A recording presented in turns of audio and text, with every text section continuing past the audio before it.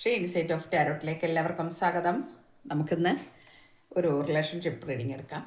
Relationship reading ഇവിടെ ഞാൻ ഇന്നലെ എനിക്കൊരു പേഴ്സണൽ റീഡിംഗ് ഉണ്ടായിരുന്നു. ആ റീഡിങ്ങിൽ പേഴ്സണൽ റീഡിംഗ് ഇടയ്ക്ക് ഉണ്ടാവുന്നത് ആണെങ്കിലും അത് അത്രയ്ക്കൊരു ഫീലിംഗ് ഒന്നും എനിക്കങ്ങനെ തോന്നാറില്ല. കാരണം വെച്ചാൽ ഓരോരുത്തരുടെ പ്രശ്നങ്ങൾ പറയുന്നത് അത് എനിക്ക് ഇങ്ങനെ പബ്ലിക്കിൽ പറയേണ്ട കാര്യമില്ലല്ലോ.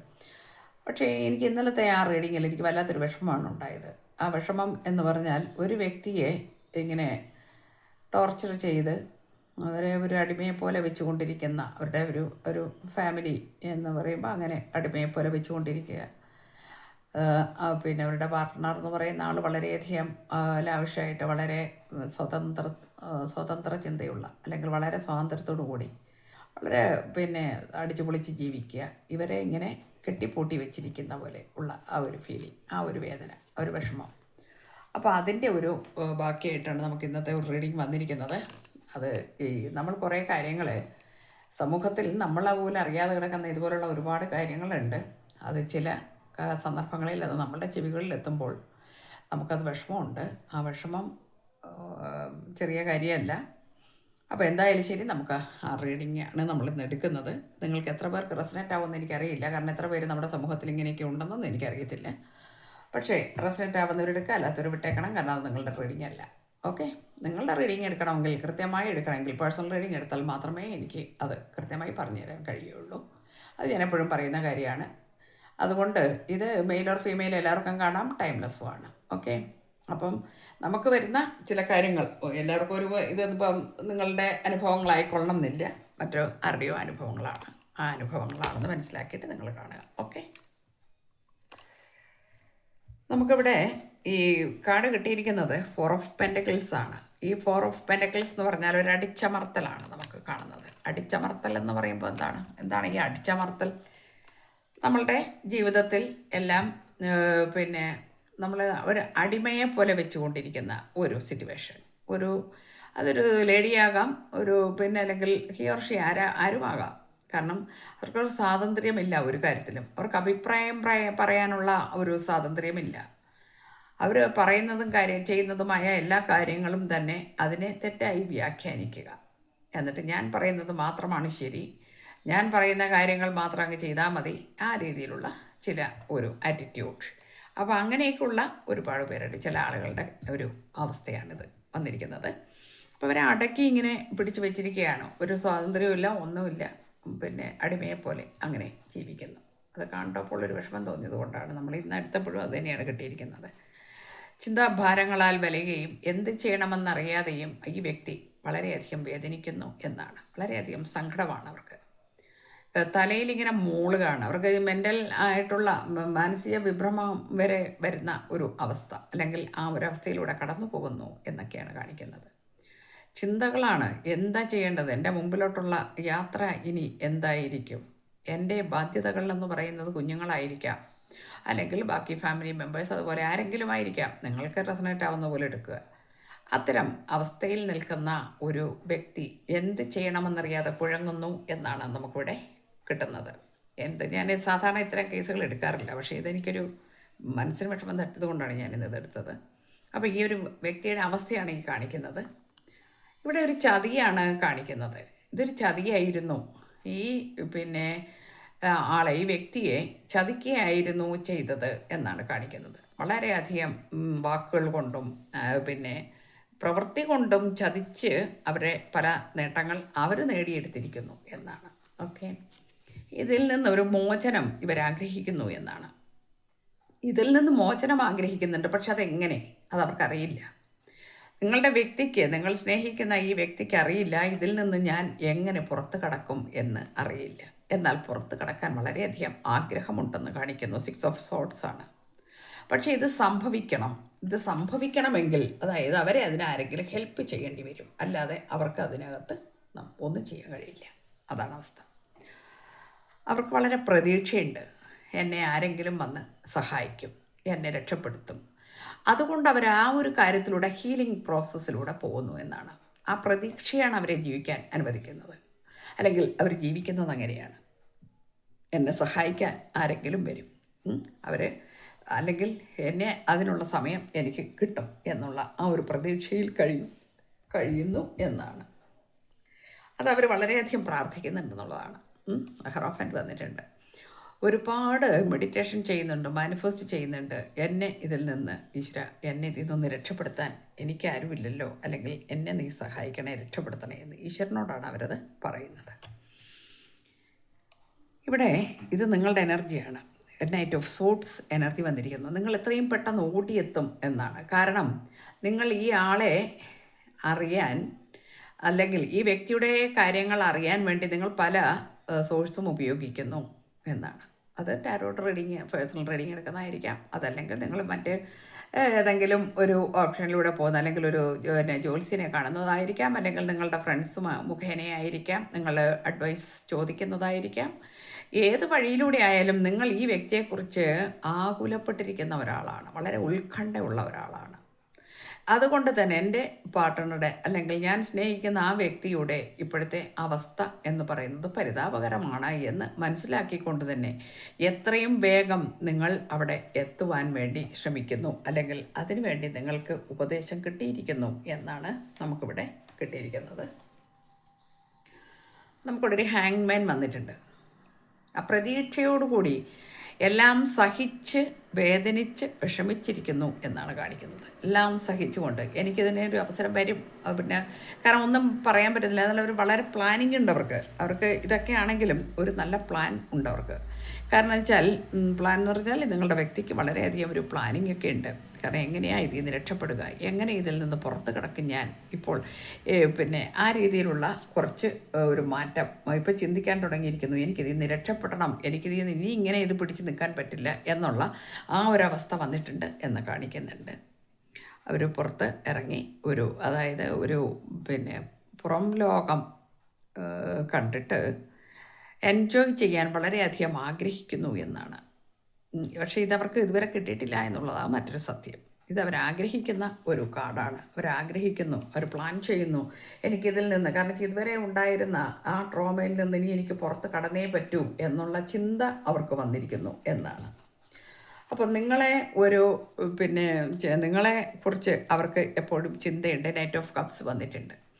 ഈ ഒരു വ്യക്തി, അല്ലെങ്കിൽ നിങ്ങൾ നേരത്തെ പരിചയപ്പെട്ട ഒരാളായിരിക്കാം, അല്ലെങ്കിൽ നിങ്ങൾ വളരെ ചെറുപ്പം മുതൽ അറിയുന്നയാളായിരിക്കാം, അതല്ലെങ്കിൽ നിങ്ങൾ കൂടെ പഠിച്ചവരായിരിക്കാം. അങ്ങനെയുള്ള ഒരു ആളുടെ ഒരു എനർജി നിങ്ങൾ ഈ തരത്തിൽ അറിഞ്ഞപ്പോഴുള്ള നിങ്ങളുടെ വേദനയായിരിക്കാം. എന്തായാലും ശരി, ഈ ഒരു കാർഡെന്ന് പറയുന്നത് നൈറ്റ് ഓഫ് കപ്സ് ആണ്. ആഗ്രഹത്തോടു കൂടി, സ്നേഹത്തോടു കൂടി, വളരെയധികം എന്താ പറയുക, അവരെ രണ്ട് കൈയും നീട്ടി സ്വീകരിച്ച് തിരിച്ചു കൊണ്ടുവരുവാൻ ആഗ്രഹിക്കുന്ന ഒരാളുടെ ഒരു എനർജിയാണിത്. അവരും ഇത് ആഗ്രഹിക്കുന്നു, അവരും വെയിറ്റ് ചെയ്യുന്നു, ഇതിനു വേണ്ടി വെയിറ്റ് ചെയ്യുന്നു എന്നാണ് കാണിക്കുന്നത് ഈ കാർഡ്. നമുക്കിവിടെ ഒരു ഡെത്ത് കാർഡ് വന്നിട്ടുണ്ട്. അപ്പോൾ ഇതുവരെ ഉണ്ടായിരുന്ന ഈ വിഷയങ്ങളിൽ നിന്നെല്ലാം അവർക്കൊരു മോചനം വരാൻ പോകുന്നു. ഇതുവരെ അനുഭവിച്ച ട്രോമയെല്ലാം മാറാൻ പോകുന്നു എന്നാണ് നമുക്ക് ഈ കാർഡ് ഇവിടെ കാണിച്ചു തരുന്നത്. അതേതായാലും ഒരു വളരെ അനുഗ്രഹമുള്ള ഒരു കാര്യമായിട്ട് നമുക്കിവിടെ ഫീൽ ചെയ്യുന്നുണ്ട്. അപ്പോൾ നിങ്ങൾക്ക് ഒരു ജോലി ഇവിടെ വളരെ കൃത്യമായിട്ടുണ്ട്. നിങ്ങളുടെ പാർട്ട്ണർ ആരാണോ നിങ്ങൾ അങ്ങനെ അവരനുഭവിക്കുന്നു എന്നുള്ള വേദന അറിഞ്ഞിട്ട് മിണ്ടാതെ നിസ്സംഗനായിട്ട് അല്ലെ നിസ്സംഖ്യയായിട്ടിരിക്കുന്നു എങ്കിൽ അതിന് നിങ്ങൾക്ക് സമയമായിരിക്കുന്നു, അത് പോരാ എന്നാണ്. ചെരോട്ട് വരുന്നുണ്ട്. ചെരോട്ടെന്ന് പറയുമ്പോഴത്തേനും അതിന് നിങ്ങൾ മനസ്സുകൊണ്ട് തയ്യാറായിരിക്കുന്നു. ഞാൻ നേരത്തെ പറഞ്ഞു, ചില അഡ്വൈസ് ആയിരിക്കാം അതിന്, അല്ലെങ്കിൽ നിങ്ങൾ മറ്റേതെങ്കിലും സോഴ്സിലൂടെ നിങ്ങൾ പോയിട്ടുണ്ടാകും. എന്താണ് ഞാൻ ചെയ്യേണ്ടത്, ഇതിന് പരിഹാരമില്ലാതിരിക്കുന്ന ഒരു വിഷയമാണ്. പലതും നിങ്ങളുടെ മുമ്പിൽ തെളിഞ്ഞിട്ടുണ്ടാവും, പക്ഷേ ഒന്നും തന്നെ അതിനൊരു പ്രോഗ്രസ് വന്നിട്ടില്ല. കാരണം എന്താണെന്ന് വെച്ചാൽ എന്ത് ചെയ്യണമെന്നറിയില്ല. മറ്റൊരാളുടെ കുടുംബജീവിതത്തിലെ കാര്യങ്ങൾ, ഇവിടെ യാഥാസ്ഥിതിക കുടുംബങ്ങളെയാണ് കാണുന്നത്. യാഥാസ്ഥിതിക കുടുംബങ്ങളിൽ നമ്മളൊരാളെ വിവാഹം കഴിച്ചു വിട്ട് കഴിഞ്ഞാൽ, അല്ലെങ്കിൽ ആ രീതിയിലുള്ള ഒരു ലൈഫ് കൊണ്ടുപോയി കഴിയുമ്പോൾ, അവിടെ എന്ത് തന്നെ അവിടെ നടക്കുമ്പോഴും സമൂഹത്തെ ഭയന്നിട്ട് നമ്മൾ പല കാര്യങ്ങളും കാണുന്നുണ്ടല്ലേ. നമ്മൾ പലതും ആ രീതിയിലുള്ള ഒരുപാട് രക്തസാക്ഷികളെ നേരിട്ട് നമ്മൾ മനസ്സിലാക്കിയിട്ടുണ്ട്. പിന്നെ മീഡിയാസ് വഴിയും ന്യൂസ് പേപ്പർ വഴിയൊക്കെ അല്ലേ. ഞാനും അത് പല പ്രാവശ്യം വേദനയോടുകൂടി കണ്ടിട്ടുള്ള ഒരാൾ തന്നെയാണ്.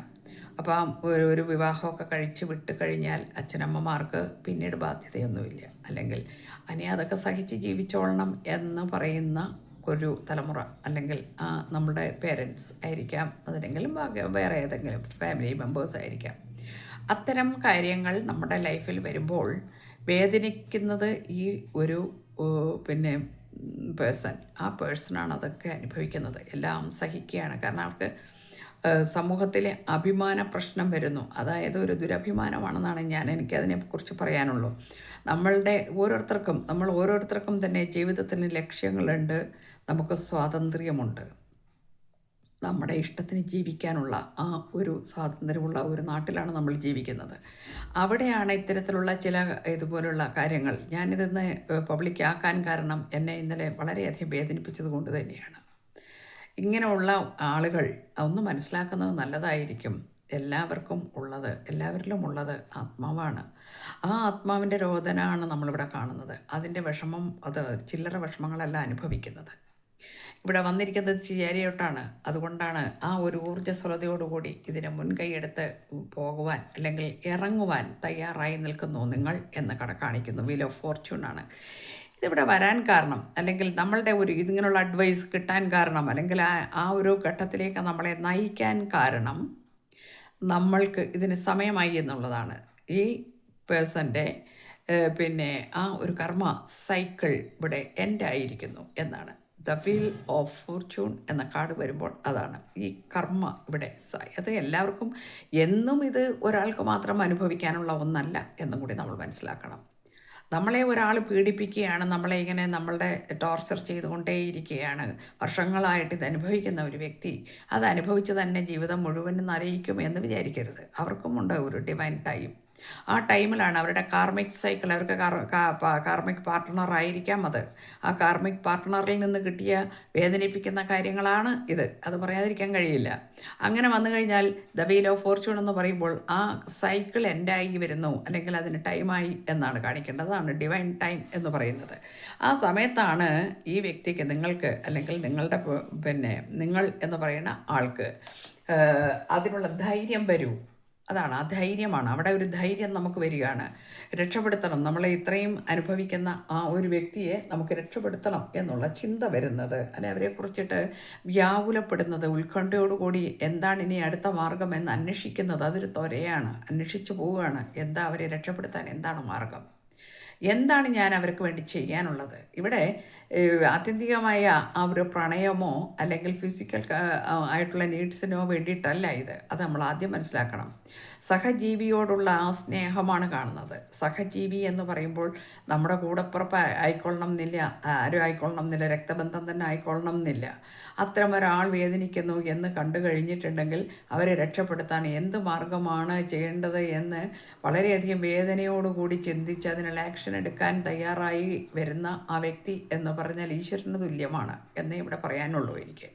അപ്പോൾ അത്തരം ഒരു വ്യക്തിക്ക് ഇതിന് സമയമായി, അല്ലെങ്കിൽ അതിനിറങ്ങാനുള്ള ആർജവം നേടാൻ സമയമായി എന്ന് കാണിക്കുന്നുണ്ട്. ഇവിടെ ജസ്റ്റിസ് വരുന്നുണ്ട്. ഇവിടെ നീതി ആ കുട്ടിക്ക് ലഭിക്കാൻ പോകുന്നു, അല്ലെങ്കിൽ അവർക്ക് ലഭിക്കാൻ പോകുന്നു, നിങ്ങളുടെ പേഴ്സണിന് ലഭിക്കാൻ പോകുന്നു എന്നാണ്. ജസ്റ്റിസാണ്. ഇതുവരെ അനുഭവിച്ച ആ ട്രോമയിൽ നിന്ന് പുറത്തു കിടക്കാൻ സമയമായി. ഇത് ഡിവൈനാണ് കൊടുക്കുന്നത്. ഇത്രയും കാലം അനുഭവിച്ച വേദനകളിൽ നിന്ന് അവരെ പുറത്ത് കടക്കാൻ സഹായിക്കുക എന്നത് മാത്രമാണ് നിങ്ങളുടെ ജോലി. ആ ജോലി ചെയ്യുന്നത് അത് ജസ്റ്റിസ് അവർക്ക് കിട്ടാൻ പോകുന്നത് കൊണ്ടാണെങ്കിൽ ഡിവൈൻ ടൈമായി എന്നാണ് നമുക്കിവിടെ പറയാനുള്ളത്. അതിനുശേഷം എന്തെങ്കിലും നമുക്ക് ദോഷം വരുമോ, നമ്മളതിനിറങ്ങിയാൽ സങ്കടങ്ങൾ നമ്മൾ അനുഭവിക്കേണ്ടി വരുമോ, ഇതൊക്കെയാണ് നമ്മളുടെ അടുത്ത ക്വസ്റ്റ്യൻ. ഒരു മജീഷ്യൻ്റെ ഒരു പവർ ആണ് ഇവിടെ വന്നിരിക്കുന്നത്. നിങ്ങൾക്ക് ആ മജീഷ്യൻ പവറാണ് ഇവിടെ കിട്ടാൻ പോകുന്നത്. കാരണം നമ്മളെ ടൂൾസ് മാത്രമാണ് എന്ന് നമ്മൾ മനസ്സിലാക്കണം. നമ്മൾ വെറുതെ ടൂൾസാണ്. ഇവിടെ ഒരു സ്വാർത്ഥ ലാഭത്തിന് വേണ്ടിയുള്ള ആ ഒരു സ്നേഹമല്ല നമ്മളിവിടെ കണ്ടത്. അപ്പോൾ ഇവിടെ ഇത് ആ മജീഷ്യൻ്റെ പവർ നിങ്ങളിലേക്ക് വരും എന്നാണ്. കാരണം നിങ്ങൾ ഈശ്വരവിശ്വാസിയായിരിക്കാം, അല്ലെങ്കിൽ അതേമാതിരിയുള്ള കഴിവുള്ള ആൾ ആയിരിക്കണം. അങ്ങനെയുള്ള ഒരാൾക്ക് ഭഗവാൻ തന്നെ നേരിട്ട് കൊടുക്കുന്ന ആ കഴിവുകളെന്ന് പറഞ്ഞ ചെറിയ കാര്യമല്ല. ആ കഴിവാണ് ഇവിടെ നിങ്ങൾക്ക് വരുന്നത്. നിങ്ങൾ എന്താണോ വിചാരിക്കുന്നത് അത് നടത്തിയെടുക്കാൻ പ്രാപ്തി നിങ്ങൾക്ക് ഈശ്വരൻ തരാൻ പോകുന്നു എന്നാണ്. അപ്പോൾ അതുകൊണ്ട് യാതൊരു ദോഷവും ഇവിടെ വരുന്നില്ല എന്ന് മാത്രമല്ല, നമ്മൾക്കിവിടെ 9 ഓഫ് പെൻറ്റക്കിൾസ് വരുന്നുണ്ട്, 9 ഓഫ് കപ്സ് വരുന്നുണ്ട്. ഒരു വളരെ വലിയ വിജയമാണ് നമുക്കിവിടെ കാത്തിരിക്കുന്നത് എന്നാണ് നമുക്കിവിടെ പറയാനുള്ളത്. വളരെ വിജയമാണ്. കാരണം വെച്ചിട്ടുണ്ടെങ്കിൽ അത്തരം ഒരു സാഹചര്യത്തിൽ നിന്ന് ഒരാളെ രക്ഷപ്പെടുത്തുക എന്ന് പറഞ്ഞാൽ, അത്തരം ഒരു കാര്യങ്ങളിൽ നിന്ന് ഒരാളെ രക്ഷപ്പെടുത്തി അവരെ ഒരു ജീവിതത്തിലേക്ക് നയിച്ച് കൊണ്ടുപോവുക എന്ന് പറയുന്നത് ഏറ്റവും വലിയ പുണ്യപ്രവൃത്തി ആണ് എന്ന് മാത്രമേ ഇവിടെ പറയാൻ പറ്റുള്ളൂ. കാരണം എന്താണെന്ന് വെച്ചാൽ ഇവിടെ സക്സസ് ആണ്. ദ വേൾഡ് കാർഡ് വന്നിട്ടുണ്ട്. നിങ്ങൾ വിജയിക്കും, ധൈര്യത്തോട് മുൻപോട്ട് പോകും എന്നാണ്. ധൈര്യത്തോടു കൂടി മുൻപോട്ട് പോകും, നിങ്ങളെ നിയോഗിച്ചിരിക്കുന്നു അതിനുവേണ്ടി എന്നാണ് ഇവിടെ കാണിക്കുന്നത്. ഓക്കെ, അതുപോലെ തന്നെ സൺ വന്നിരിക്കുന്നു. പിന്നീട് ഈ ആളുടെ ജീവിതത്തിൽ എല്ലാ പ്രോസ്പെരിറ്റി വരുന്നതോടൊപ്പം ന്യൂ ബിഗിനിങ്, അവർക്ക് റിയൂണിയൻ അല്ലെങ്കിൽ അവരുടെ ലൈഫ് എൻജോയ് ചെയ്യാനുള്ള അവസരം ഉണ്ടാക്കി കൊടുക്കുക. ആ ഒരു രീതിയിലേക്ക് ജീവിതത്തെ മാറ്റിയെടുക്കാൻ കഴിയും എന്ന് തന്നെയാണ് നമുക്ക് ഡിവൈൻ ഇവിടെ ഗൈഡൻസ് തരുന്നത്. അപ്പോൾ അതിനുള്ള ഒരു തയ്യാറെടുപ്പ് അല്ലെങ്കിൽ ഒരു ചങ്കൂറ്റം കാണിച്ചു വരുന്ന പേഴ്സൺ അത് നിങ്ങളായിരിക്കാം, അല്ലെങ്കിൽ അതാരെങ്കിലും ആയിരിക്കാം, അല്ലെങ്കിൽ അത്തരമൊരു എനർജിയാണ് നമുക്കിവിടെ വന്നിരിക്കുന്നത്. പിന്നെ കാർഡ്സ് ഞാൻ എടുക്കാൻ കാരണം ഞാൻ പറഞ്ഞു, എനിക്ക് ഇത് പറയാതിരിക്കാൻ നിവൃത്തിയില്ല. കാരണം സമൂഹമാണ്, ഈ സമൂഹത്തിൽ എന്തൊക്കെ നടക്കുന്നു എന്ന് നമുക്കറിയില്ല. നമ്മൾ ടാരോട്ട് കാർഡ്സ് എടുത്തിട്ട് ഒരു വ്യക്തി ചോദിക്കുമ്പോൾ മാത്രമാണ് അതിനെക്കുറിച്ച് നമ്മൾ പഠിക്കുന്നതും നമ്മൾ മനസ്സിലാക്കുന്നതും. അതുവരെ നമുക്കിതിനെക്കുറിച്ച് ഒന്നും അറിയില്ല. ഓക്കെ, എല്ലാവർക്കും നല്ലത് വരട്ടെ. Thank you universe.